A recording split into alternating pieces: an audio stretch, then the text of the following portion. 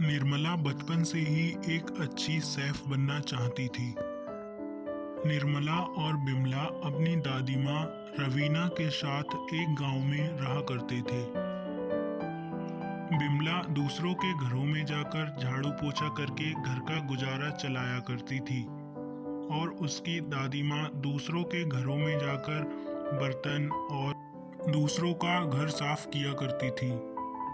बिमला दीदी, मैं चाहती हूँ कि मैं एक अच्छी शेफ बन जाऊँ। अगर आप मेरा साथ दें तो मैं ये कर सकती हूँ। बिमला इस बारे में अपनी दादी माँ से बात करने जाती है। बात सुनते सुनते दादी माँ बेहोश हो जाती है। दादी माँ बहुत बूढ़ी हो चुकी थी। दादी माँ की तबीयत अब बहुत बिगड़ जाती है। दादी माँ को हॉस्पिटलों से बाहर कर दिया गया था। कुछ ही दिन बीतते हैं कि निर्मला और बिमला की दादी माँ की मृत्यु हो जाती है। अब निर्मला और बिमला दोनों बहुत दुखी रहने लगी थी। निर्मला, तुम कुकिंग कोर्स की कह रही थी, चलो मैं तुम्हारे लिए एक कुकिंग कोर्स करवा देती हूँ। यह कहकर बिमला घर से चली जाती है और वह सीधे एक सेठ के घर जाने का सोच रही थी। बिमला एक सेठ के यहाँ पहुँचती है। बताओ बिमला, क्या बात है? मैं तुम्हारी क्या मदद कर सकता हूँ?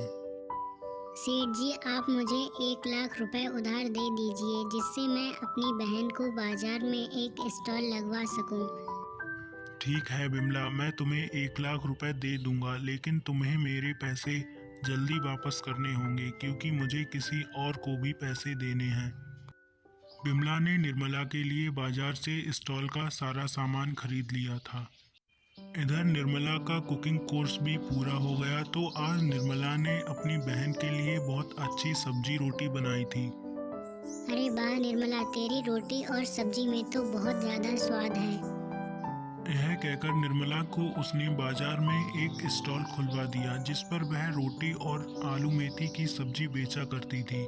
उसके स्टॉल पर काफ़ी ग्राहक आते और उसकी तारीफ करते और पैसे भी देकर जाते थे।